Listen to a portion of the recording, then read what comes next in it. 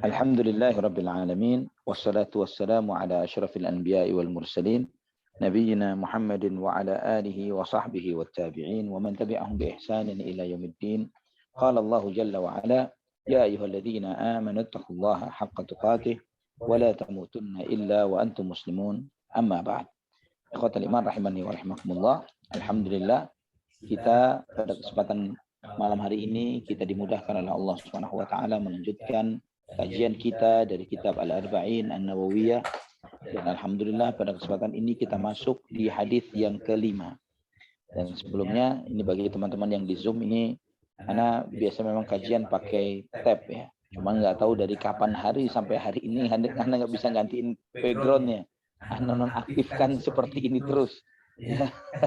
Pekan lalu Ana tidak aktifkan, Ana tidak pakai tab, tapi Ana menggunakan iPhone ya, jadi makanya tidak muncul di di platform yang lain. Terus tapi ya qadarullah seperti itu. Alhamdulillah masih bisa, backgroundnya bisa ganti. Tapi kesalahan teknis ini jangan sampai menghalangi kita untuk ngaji. Wafaqakumullah.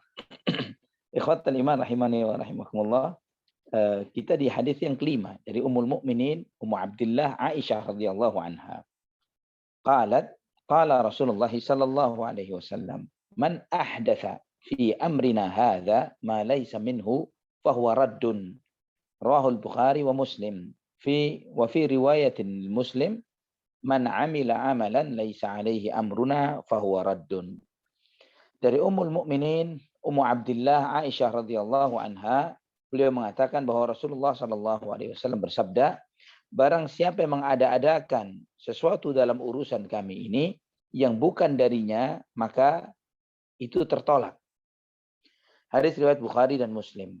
Dalam riwayat Muslim, barang siapa yang mengamalkan suatu amalan yang tidak ada perintah dari kami, maka hal itu tertolak. Hadis ini riwayat Imam Muslim dan riwayat Imam Bukhari secara muallaq. Sebelum kita membahas maksud dari hadis ini, ikhwani wa akhwati fillah rahimani wa rahimakumullah, yang pertama, Aisyah Ummul Mukminin, beliau dipanggil dengan Ummul Mukminin, ibunya orang-orang beriman, karena beliau salah seorang istri Nabi kita Muhammad sallallahu alaihi wasallam. Dan semua istri-istri Nabi, mereka dipanggil dengan Ummul Mukminin atau Ummahatul Mukminin. Ya, ummahat itu jamak dari Ummahatul Mukminin, ibunya orang-orang beriman. Karena berdasarkan firman Allah di dalam surat Al-Ahzab ayat 6, wa azwajuhu ummahatuhum. Ya, itu disebutkan oleh Allah Subhanahu wa taala seperti itu. Wa azwajuhu ummahatuhum. Istri-istri Nabi adalah ibu-ibu mereka. Maka semua istri Nabi SAW adalah ummahatul mukminin. Kemudian di sini kita perhatikan Aisyah radhiyallahu anha dipanggil dengan Ummu Abdillah. Ummu Abdillah, ibunya Abdullah. Apakah memang apakah Aisyah punya anak? Kita tahu di dalam sirah bahwa Aisyah Ummul Mukminin radhiyallahu anha tidak memiliki seorang anak.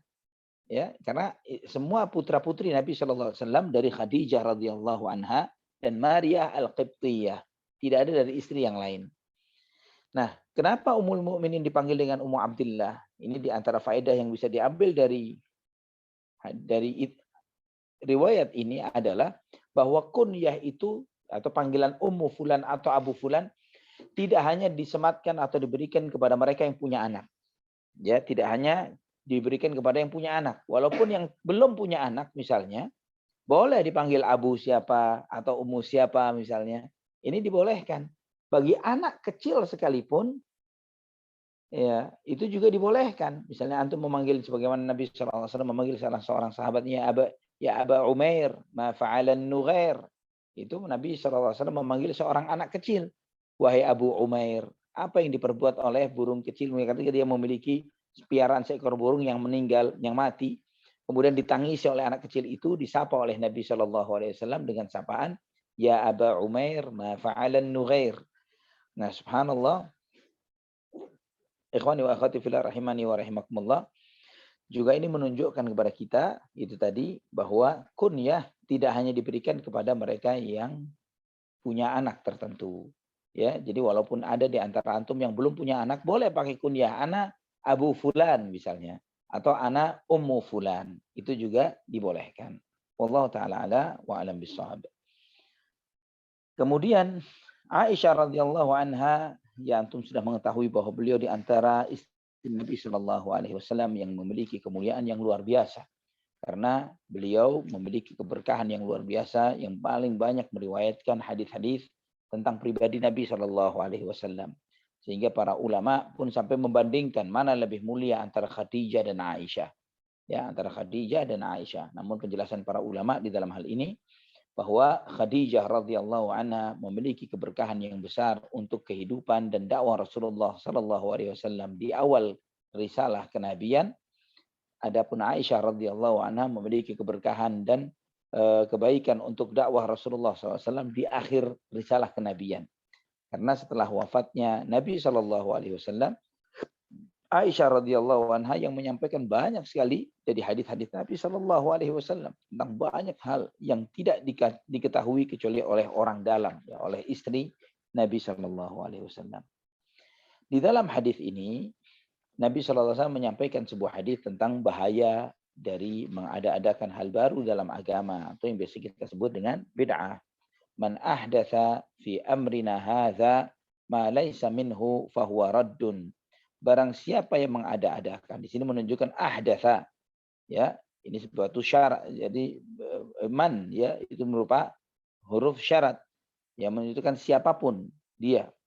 Ya, ahdatsa itu fi'lu syaratnya. Jadi apa yang dilakukan itu yaitu membuat hal-hal baru. Ya, dan Nabi SAW menyebutkan jawabu syaratnya adalah fahuwa raddun. Ini dalam ilmu nahwu, ya. Saya sampaikan secara global, mungkin ada di antara antum yang ngaji ilmu nahwu bisa memahami apa yang baru saya sampaikan, tapi tidak paham skip aja, tidak masalah, ya.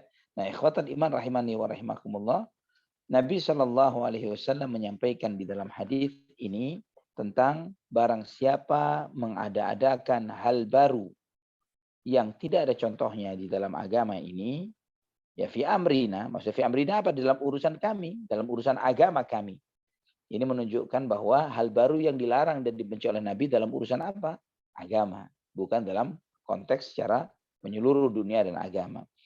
Ma laisa minhu, yang tidak bersumber darinya, artinya tidak ada dasar syariatnya dari Allah dan Rasulnya, fahuwa raddun, maka itu tertolak. Ya, tertolak walaupun diniatkan dengan penuh keikhlasan. Ya, walaupun diniatkan dengan penuh keikhlasan. Karena ikhlas saja tidak cukup. Karena syarat diterimanya ibadah itu harus ikhlas dan memenuhi syarat yang kedua, yaitu sesuai dengan tuntunan Nabi Shallallahu alaihi wasallam. Ikhlas saja tidak cukup.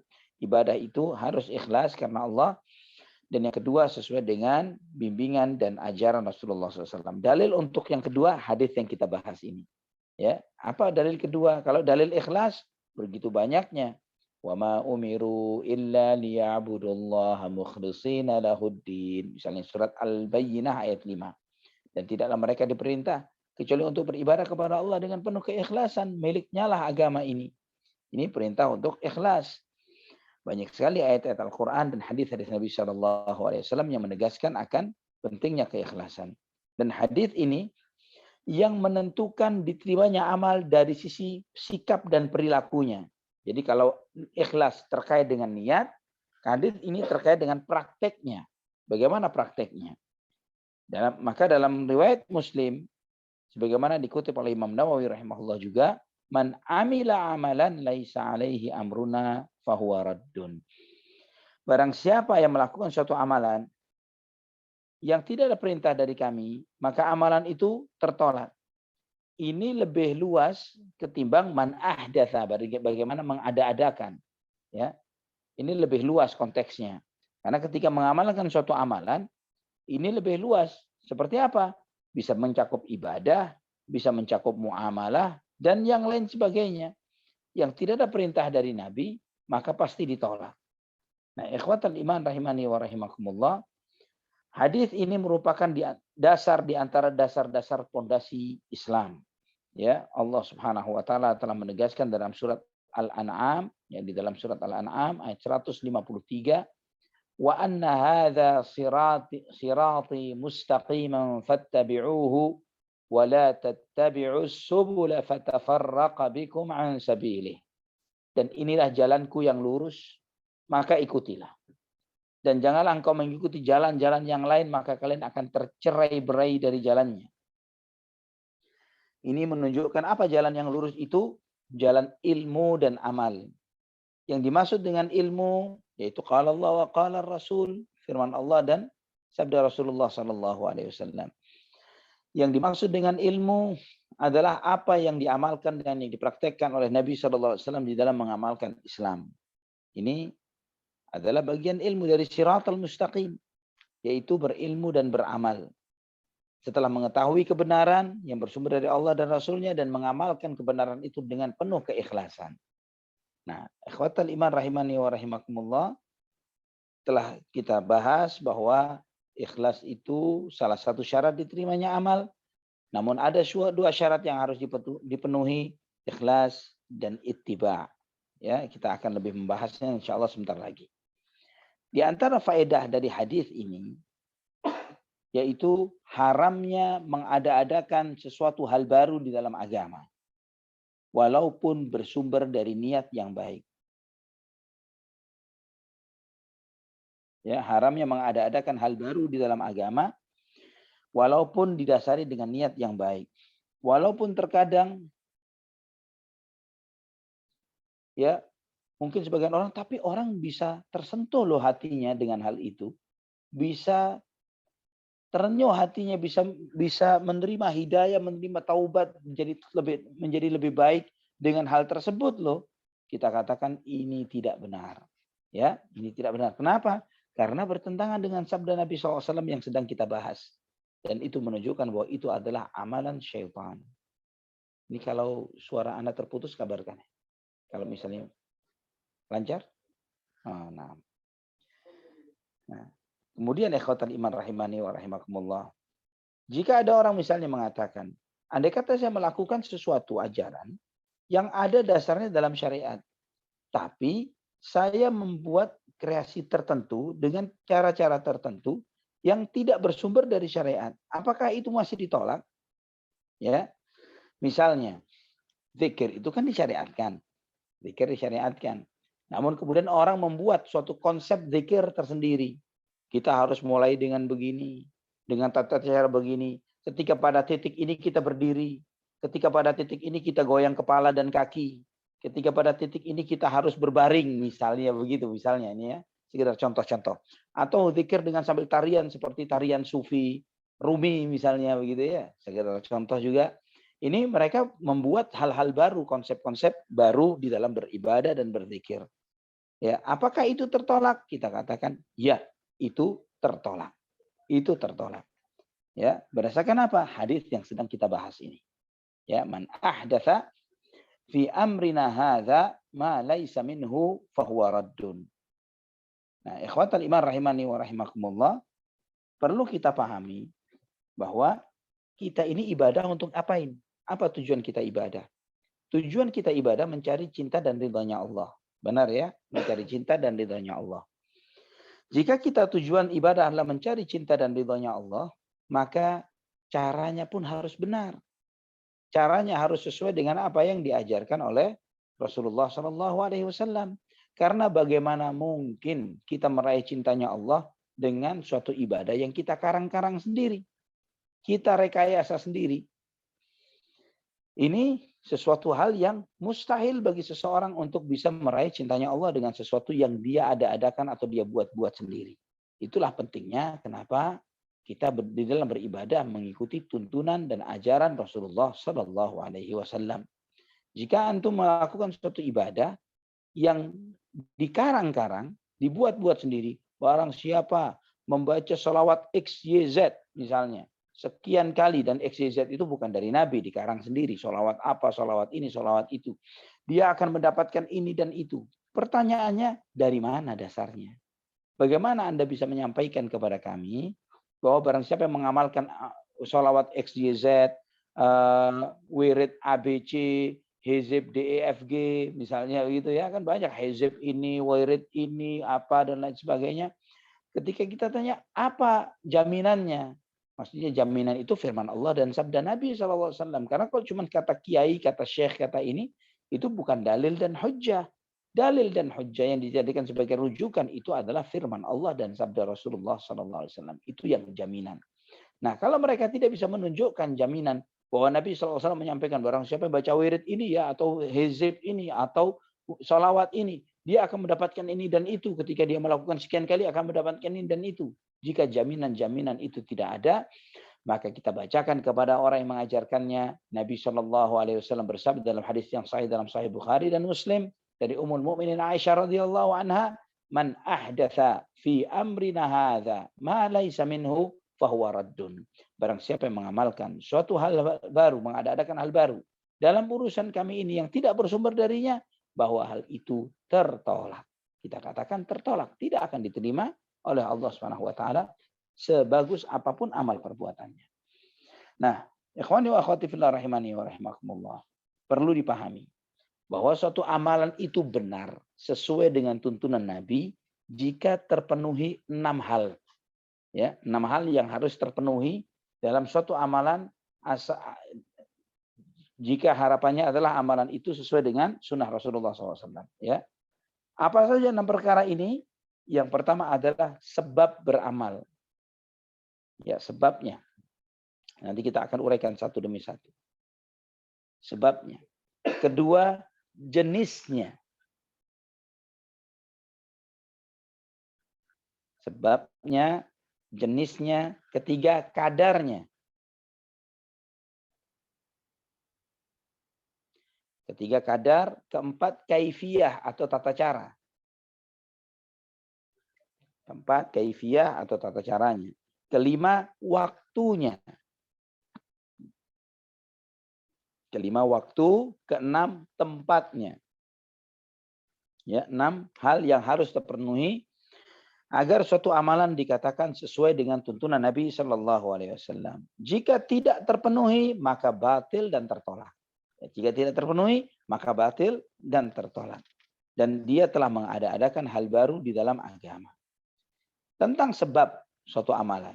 Ya, suatu amalan itu harus dilakukan sesuai dengan sebab yang diajarkan oleh syariat. Ketika seseorang melakukan suatu ibadah, ya, dan tidak ada sebabnya dalam syariat yang mengajarkan ibadah tersebut, maka dia telah mengada-adakan hal ibadah baru dan tertolak. Contoh, orang yang puasa sunnah. Puasa sunnah itu baik. Mau Senin Kemis misalnya 3 hari dalam sebulan. Itu baik. Tapi ada orang puasa sunnah ketika ditanya, kenapa kamu puasa sunnah hari ini? Oh ya, ini hari ini adalah hari lahir saya. Dan saya memang berniat atau saya ini memang membiasakan di hari lahir saya puasa. Begitu. Ya. Ada sebagian masyarakat yang melakukan hal ini. Kita tanya, apa dasarnya ya akhi, ya ukhti? Anda puasa di hari lahir tanggal lahir Anda. Apakah ini ada anjuran dalam Quran dan hadis? Tidak ada. Ini memang inisiatif saya pribadi. Maka kita katakan amalan kamu tertolak. Ya, amalanmu tertolak karena mengaitkan suatu sebab yang tidak ada tuntunannya dalam agama. Ya, karena apa? Sebabnya nggak ada tuntunannya. Puasanya benar, tapi sebabnya puasa nggak benar. Ya, contoh yang lain supaya lebih paham.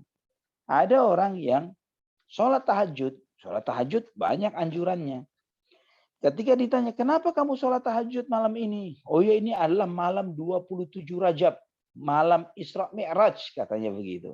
Dan saya meniat bahwa malam ini, saya akan bangunkan malam ini dengan sholat dan qiyamul lail untuk memuliakan malam ini. Maka kita katakan bahwa sholat tahajud yang kamu lakukan dengan sebab itu tertolak. Kenapa? Karena kamu menjadikan sesuatu yang bukan sebagai sebab ibadah dijadikan sebagai sebab ibadah.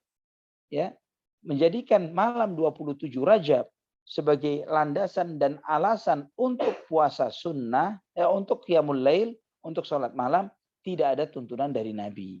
Dan Nabi SAW bersabda, man ahdatha, atau dalam riwayat Sahih Muslim, man amila amalan laisa alaihi amruna fahuwa raddun. Barang siapa yang mengamalkan suatu amalan yang tidak ada perintah dari kami, maka itu tertolak.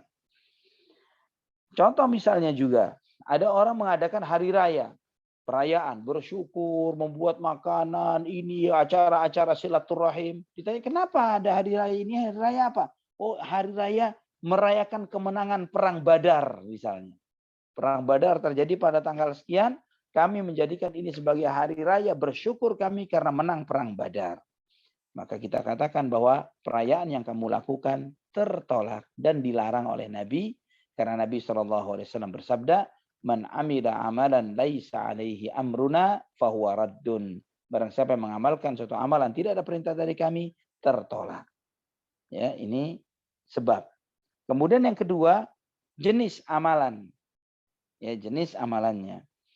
Jenis amalan itu harus sesuai dengan apa yang diajarkan oleh Nabi Shallallahu Alaihi Wasallam. Ya, harus sesuai dengan Nabi Shallallahu Alaihi Wasallam. Contohnya misalnya, ketika masuk waktu sholat, ya, masuk waktu sholat. Ibadah apa yang harus dilakukan ketika masuk waktu sholat? Ya, sholat. Sholat 5 waktu sebagaimana yang diperintahkan oleh Allah Subhanahu Wa Taala.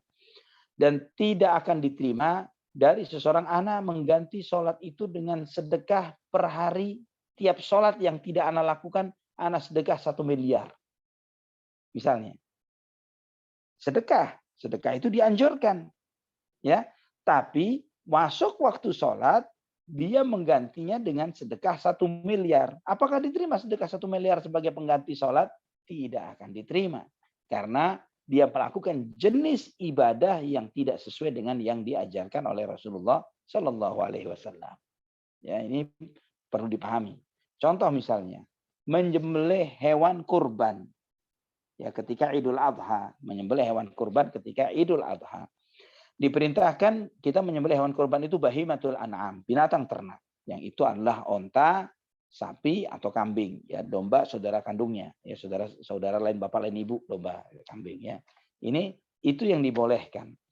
Ada misalnya ada seorang yang berinisiatif, kebetulan dia ini seorang pengusaha sukses dan punya peternakan kuda yang hebat, yang bisa diikutkan lomba-lomba pacuan kuda yang mewah-mewah, yang per ekornya harga 100-200 juta misalnya. Dia berniat untuk menyembelih 10 ekor kuda untuk Idul Adha. Ya, tidak menyembelih sapi, tidak menyembelih onta, tidak menyembelih kambing atau domba, kuda gantinya. Apakah diterima sembelihan kurbannya? Tidak diterima. Ya, karena dia menyembelih sesuatu yang tidak sesuai dengan jenis yang diajarkan oleh syariat untuk menyembelihnya. Ya, ini perlu dipahami, ya, karena ketika kita beribadah dengan salah, tertolak. Kemudian yang ketiga, kadar. Ya, kadar itu kalau bicara kadar ini adalah quantity, ya, bicara quantity, jumlah. Ketika seseorang melakukan suatu ibadah melebihi atau mengurangi ketentuan yang telah ditentukan oleh syariat, maka tertolak.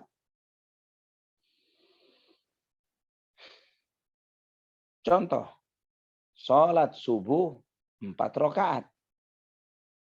Ya, ketika ada orang yang menyuarakan bahwa boleh loh berbuat bid'ah, dan bid'ah itu ada bid'ah hasanah, bid'ah yang baik, maka kita katakan, kita tanya kepada yang bersangkutan, apa salahnya orang yang melaksanakan sholat subuh 4 rakaat? Ya, dia cuma bisa mengatakan salah, sholat subuh 2 rakaat. Oke, tayyib, Ana mau nanya, jika ada orang yang melaksanakan sholat subuh 4 rakaat dengan dalih bid'ah hasanah, apakah salah? Ya. Coba tanya kepada mereka yang menyuarakan bid'ah hasanah. Salahnya di mana? Nabi SAW nggak pernah ngelarang. Apa ada larangan? Jangan sholat subuh 4 rakaat. Kalau nggak ada larangannya, jangan larang anak dong. Nah, misalnya begitu. Iya kan? Terus dia nanya lagi. Sudah nggak ada larangannya. Kedua, saya tambah kebaikan. Apa jeleknya? Saya nambah takbir, nambah tahmid, nambah sholat, nambah baca Quran, nambah ini. Apa jeleknya? Emang saya akan, tambah lagi dia ngomong lagi. Emang saya akan diazab oleh Allah gara-gara saya sholat? Masuk neraka gara-gara itu? Nah, gimana cara jawab? Hah? Ketika ada yang menyuarakan yang seperti ini. Saya sholat, saya ibadah. Masa saya masih diazab oleh Allah gara-gara itu?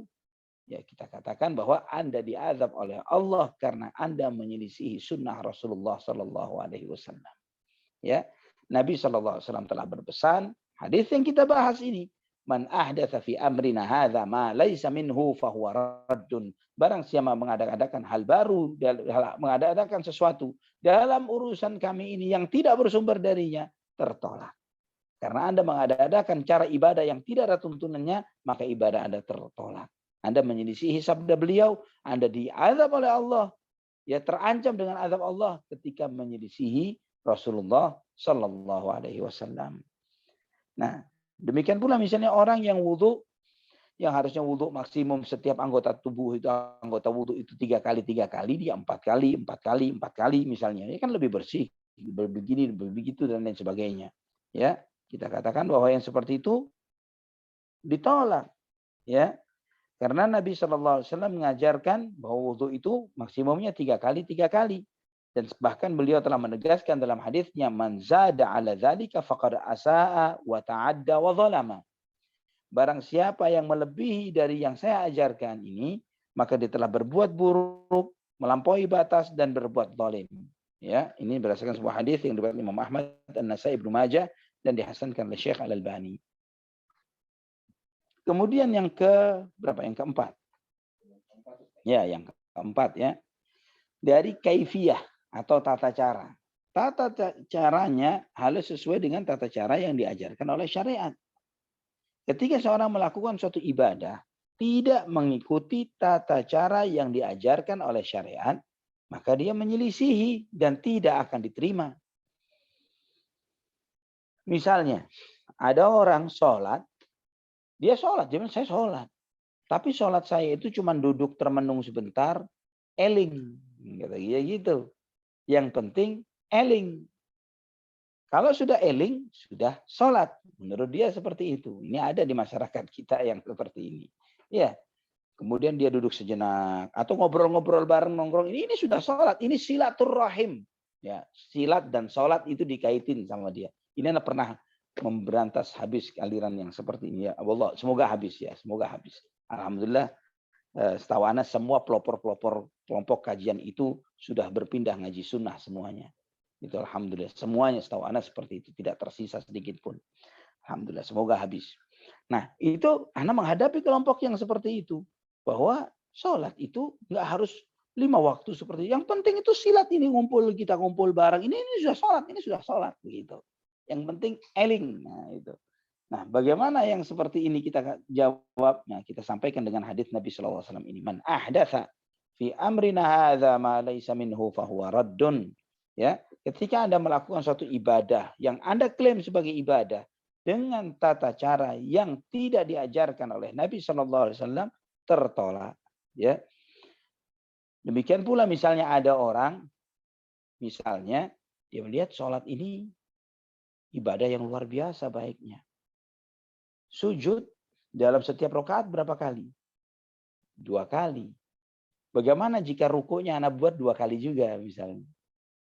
Ya, nambahin ruku. Jadi setiap rakaat 2 ruku, 2 sujud biar balance, biar seimbang, nggak timpang kata dia.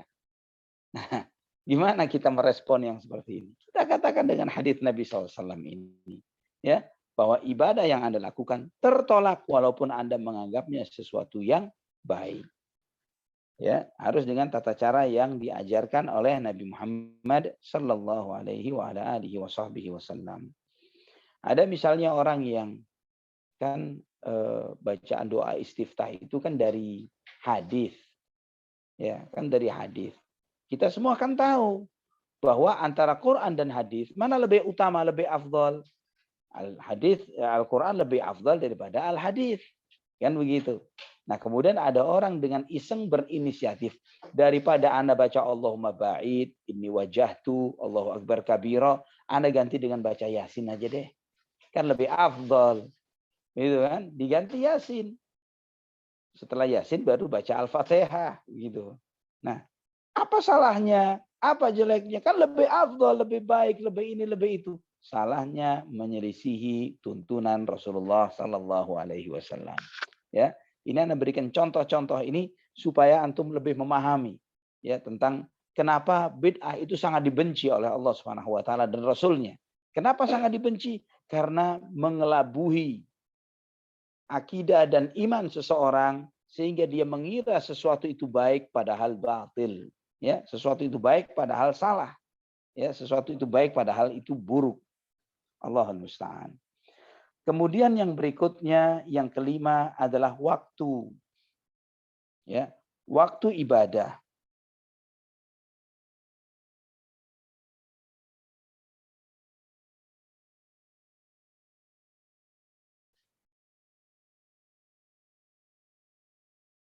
Waktu ini harus sesuai dengan ketentuan syariat. Contoh misalnya, ada orang ingin puasa Ramadan sekarang, besok. Belum tiba Ramadan. Dia bilang, anak nggak tahu apakah umur anak sampai bulan Ramadan atau enggak. Daripada nanti anak ternyata nggak hidup di bulan Ramadan, ya ada anak niat deh mulai besok anak puasa Ramadan untuk sebulan ke depan. Tahu-tahu, jaga-jaga. Siapa tahu nggak sampai umur di bulan Ramadan, anak sudah puasa Ramadan gitu. Keterima tidak puasanya? Tidak keterima. Ya, antum misalnya juga sekarang juga ini jam berapa ini? Jam 9 kurang seperempat. Anak nggak tahu besok ini akan hidup sampai subuh atau enggak. Ya. Nah, anak niat nih, entar lagi setelah kajian, sebelum tidur anak mau niat sholat 2 rakaat, niat sholat subuh. Ya, siapa tahu umur anak nggak nyampe besok subuh. Setidaknya anak sudah sholat subuh 2 rakaat sebelum mati, sebelum tidur. Apakah diterima? Tidak diterima karena waktunya tidak sesuai dengan ketentuan syariat. Ini penting sekali, ikhwani wa akhwati fillah. Karena dahulu di zaman Presiden kita Bapak SBY ini pernah salah satu menterinya dengan nyelenehnya mengatakan bahwa sholat itu yang penting 5 waktu, nggak perlu melihat waktu. Yang penting sehari 5 kali. Mau dirapel semuanya waktu subuh, mau dirapel semuanya waktu zuhur, atau waktu asar, atau waktu maghrib, atau waktu isya, yang penting sehari 5 kali. Iya. Ini kenyelenehan itu tiap saat dan waktu terus muncul dan bertambah. Ya, ini apa yang anak tangkap pada waktu itu dan sempat anak kritisin ya, walaupun wallahu alam apakah terdengar atau tidak, tapi yang penting inkarul munkar, mengingkari kemunkaran. Ya, inna salata kanat 'alal mu'minina kitaban mawquta, bahwa salat itu adalah kewajiban bagi orang-orang beriman dengan kewajiban yang ada ketetapan waktunya. Ada ketetapan waktu yang ini tidak boleh dilanggar. Ikhwatul iman rahimani wa rahimakumullah, ini terkait dengan waktu. Kemudian yang keenam, yaitu tempat. Tempat ibadah harus sesuai dengan ketentuan syariat. Ketika suatu ibadah ditentukan di tempat tertentu, tidak boleh dipindahkan ke tempat yang lain. Sebagai contoh, i'tikaf. I'tikaf itu di mana? Wa antum aakifuna fil masajid. I'tikaf itu di masjid. I'tikaf di masjid. Nah, ketika seseorang i'tikafnya, dibilang saya niat di rumah anak ini, satu pojok di kamar anak niatkan untuk tempat anak i'tikaf. Nah, maka sebagian muslimah sering yang bertanya, boleh nggak anak i'tikaf di kamar anak, Ustaz? Di kamar tempat dia biasa ibadah atau dan sebagainya. Kita katakan bahwa tidak boleh. Walaupun di rumahnya ada musola, boleh tidak? Tidak boleh, karena i'tikaf itu di masjid. Masjid yang di sana dilaksanakan sholat 5 waktu, ada azan, ada iqamah dan yang semisalnya. Maka i'tikaf di rumah tidak diterima, tertolak. Ya, atau contoh yang lain. Wukuf. Di mana wukuf itu? Di Arafah. Ini malah wukufnya di Monas. Misalnya. Atau wukufnya ini di kuburan malah, waliyadzubillah. Kami wukuf nih, tapi di kuburan mbah siapa, di kuburan syekh siapa, ini wukuf diam-diam di situ. Ya, atau itikaf, niatnya itikaf lagi di kuburan. Ya. Nah, ini juga tidak akan diterima. Contoh yang lainnya, tawaf. Ya. Antum tawaf, apa yang kita tawaf? Baitul Atiq, Ka'bah. Ya. Hanya Ka'bah saja tawafnya. Dan tawaf itu mengelilingi Ka'bah. Ketika ada orang tawaf, tapi bukan Ka'bah yang dikelilingi, kuburan, ya, maka dia telah berbuat kesyirikan dengan apa yang dia lakukan. Karena tawaf itu hanya di Ka'bah, tidak ada yang lain. Jangankan tawaf mengelilingi yang lain selain Ka'bah. Misalnya ada orang niat, anak pengen tawaf keliling Ka'bah. Tapi anak merasa, misalnya ada orang, semakin jauh diameter muternya, insya Allah semakin besar pahalanya. Maka dia niat tawafnya itu di luar, sisi luar Masjidil Haram sambil ngelihat tower Zam-Zam. Gitu ya. Dia ngelihat tower Zam-Zam, dia putar sejauh-jauhnya ini dengan niatan untuk tawaf. Diterimakah tawafnya? Tidak akan diterima. Ya, tidak akan diterima. Harus di tempat yang ditentukan oleh Rasulullah Sallallahu Alaihi Wasallam.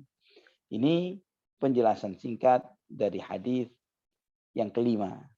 Ya, dengan contoh-contoh yang disampaikan, insya Allah antum bisa memahami kenapa dakwah sunnah ini mengajarkan kita ibadah dengan benar. Ya, ibadah dengan benar sesuai dengan tuntunan syariat, tuntunan Rasulullah Sallallahu Alaihi Wasallam. Niatnya harus ikhlas, caranya harus benar sesuai dengan apa yang diajarkan oleh beliau sallallahu alaihi wa alihi wasallam. Barakallahu fikum. Silakan kalau ada yang bertanya dari materi yang disampaikan. Masya Allah. Terima kasih Ustaz. Jazakallah khair Ustaz atas materi hari ini. Semoga kita semua bisa mengambil hikmahnya. Kita langsung memasuki sesi tanya jawab. Monitor buat Akhi Ida atau Akhi Joko. Apakah udah ada yang raise hand? Boleh dinaikkan? Ya, apa suara? Apa suaranya kejauhan soalnya. Ini apabila sudah ada pertanyaan mau dinaikkan langsung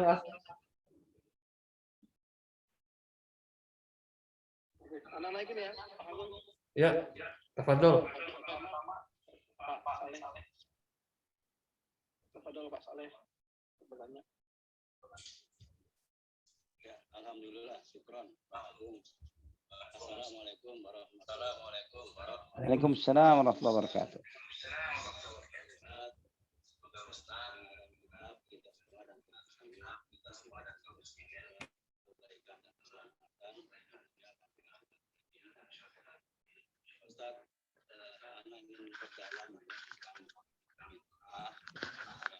Hal yang mengada-ada dalam urusan kami, dalam urusan agama. Nah, ini batasan urusan kami atau agama, Ustaz. Kita tahu bahwa urusan agama itu kan menyangkut dunia dan akhirat. Jadi agama berkaitan dengan pasar, begitu kan, yang dengan keduniaan. Nah, ini batasan mengada-ada dalam urusan kami yang apa ya Ustaz? Apakah khusus untuk ibadah? Sesuatu yang mengada-ada dalam khusus ibadah atau secara umum yang dikatakan urusan kami di sini sebagai bid'ah yang sesat dan neraka. Mohon penjelasannya Ustaz lebih lanjut. Syukran. Jazakumullah khair. Wa jazakallah khair.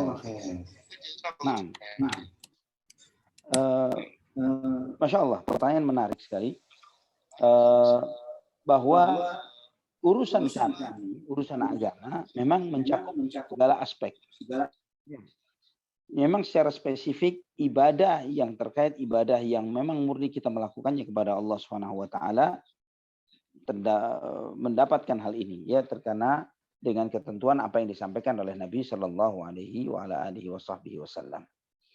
Namun misalnya sebagai contoh bahwa ini mencakup juga jual beli dan yang semisalnya. Misalnya seseorang yang melakukan transaksi jual beli. Ya, transaksi jual beli ini urusan dunia.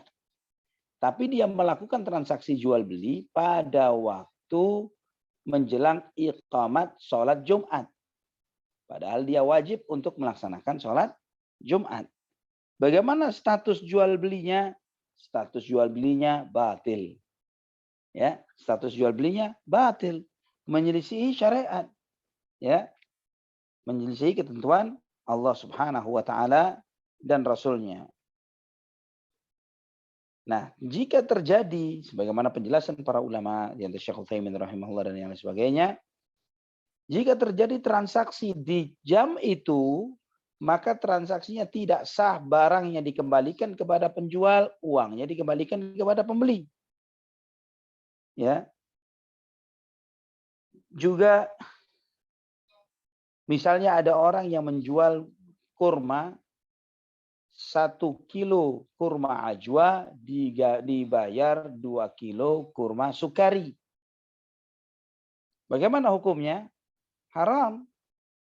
Ya, ini haram karena termasuk barang-barang ribawi yang tidak boleh dibarterkan kecuali maslan bimithlin, serupa, ya, ukuran dan timbangannya serupa. Contoh yang lain dalam urusan muamalah, nikah. Ini nikah muamalah. Ya, dalam bab muamalah. Ada orang nikah yang penting suka sama suka. Ya, yang penting saya suka sama Anda suka sama Ana. Ya, nggak perlu pakai saksi, nggak perlu saya nikahi dirimu dengan mahar 2 juta rupiah. Terima, kemudian masuk kamar. Misalnya begitu. Ya, apakah sah akad nikah ini? Batil. Ini tidak sah. Karena la nikaha illa biwaliyin wa syahidai adlin. Tidak sah suatu pernikahan kecuali dengan adanya wali. Siapa wali itu? Kerabat dekat dari si perempuan, ya, seperti ayahnya, saudara kandungnya, ya, dan 2 orang saksi. Ketika tidak terpenuhi syarat ini, tidak sahlah pernikahannya. Nah, ikhwatal iman rahimani wa rahimakumullah, ini menunjukkan kepada kita bahwa ketetapan Nabi Shallallahu Alaihi Wasallam ini tidak hanya dibatasi dalam urusan ibadah. Namun ketika bicara ibadah, 6 ketentuan tadi ditentukan, disampaikan. Ya, 6 yang barusan telah kita bahas. Dari sebab sampai waktu, ya, tempat dan waktu. Nah, ini perlu dipahami. Namun ketika urusan-urusan duniawi, urusan-urusan yang sifatnya muamalah, selama tidak melanggar ketentuan syariat maka sah. Selama tidak melanggar ketentuan syariat. Tadi yang Anda sebutkan hal-hal yang sifatnya duniawi tapi melanggar ketentuan syariat. Seperti apa misalnya makan tangan kiri dan minum tangan kiri misalnya. Ini melanggar syariat. Ini haram hukumnya, berdosa. Karena syariat mengajarkan makan dan minum dengan tangan kanan. Ya, beda dengan urusan ibadah. Jika urusan ibadah, ketentuannya harus ada perintah dan tuntunan. Jika tidak ada, maka tidak boleh. Beda dengan urusan duniawi, selama tidak ada larangan, maka boleh dilakukan. Yang tadi Anda contohkan adalah beberapa urusan-urusan muamalah yang tidak terkait dengan urusan ibadah, tapi kebetulan melanggar ketentuan syariat. Ya, kebetulan melanggar ketentuan syariat. Itulah kenapa ini berdasarkan hadis yang kita bahas, terutama yang riwayat Imam Muslim, man amila amalan laisa alaihi amruna fahuwa raddun. Barang siapa mengamalkan suatu amalan yang tidak ada perintah dari kami, yang tidak ada ketetapan halnya dari kami, atau yang menyelisihi perintah dan ketentuan dari kami, maka amalan itu tertolak. Ini mencakup segala aspek. Wallahu a'lam bishawab. Insyaallah contoh-contoh itu cukup buat antum. Afwan wa jazakumullahu khairan. Masya Allah. Ini berikutnya ada penanya dari, mohon dinaikkan hasil video.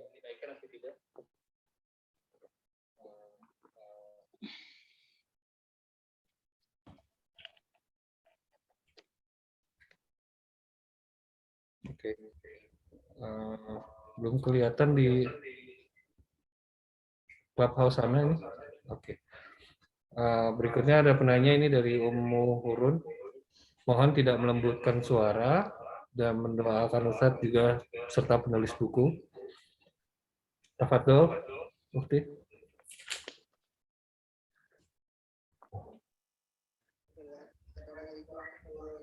Waalaikumsalam warahmatullahi wabarakatuh.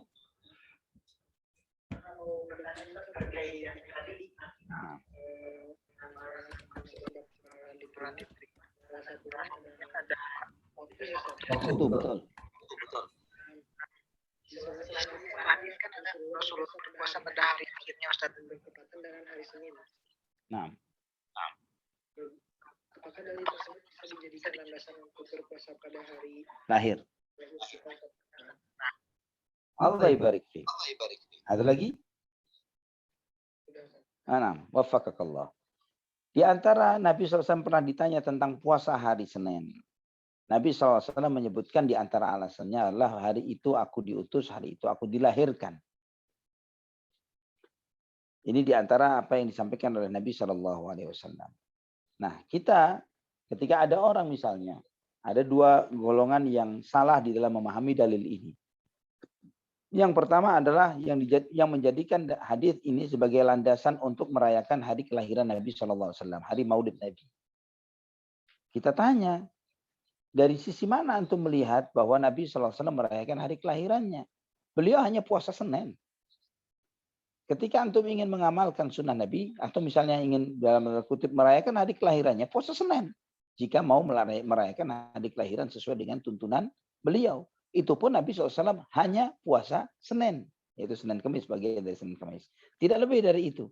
Tidak ada perayaan, tidak ada begini, tidak ada begitu. Ya, jadi Nabi tidak pernah ngumpul-ngumpul, tidak pernah baca ini, baca itu di hari kelahiran beliau SAW. Ini yang pertama. Kelompok yang salah di dalam memahami dalil ini, dan kemudian menjadikannya sebagai dalih untuk membolehkan merayakan hari kelahiran Nabi SAW. Padahal ini bukan dalil atau bukan dalil untuk itu. Sama sekali bukan dalil untuk itu. Buktinya apa? Abu Bakar, Umar, Uthman, Ali, Muhajirin wal Ansar, para a'immah, para ulama-ulama seperti Imam Abu Hanifah, Imam Malik, Imam Syafi'i, Imam Ahmad rahimahullah dan yang lain sebagainya. Mereka yang sangat paham dengan hadis ini, tidak ada seorang pun dari mereka yang kemudian setelah memahami hadis ini kemudian ngadain acara maulidan. Kemudian yang kedua, merayakan, menjadikan hari kelahiran kita sebagai hari puasa. Ini pun sesuatu yang tidak tepat dan bahkan salah. Kenapa demikian? Karena jika benar bahwa hari kelahiran itu disunahkan untuk dilakukan puasa bagi masing-masing kita, untuk hari lahir kita masing-masing, maka pasti akan terdapat banyak contoh dan riwayat Abu Bakar berpuasa di hari kelahirannya. Umar berpuasa di hari kelahirannya. Uthman berpuasa di hari kelahirannya. Ali berpuasa di hari kelahirannya. Ya, dan yang lain sahabatnya. Dan yang lain sebagainya. Namun tidak ada satupun asar dari para sahabat radhiyallahu anhum ajma'in yang mereka berpuasa di hari kelahiran mereka. Ini menunjukkan bahwa itu sesuatu yang spesifik dan khusus untuk Nabi Muhammad sallallahu alaihi wasallam, bukan untuk yang lainnya. Wallahu a'lam bishawab. Masya Allah.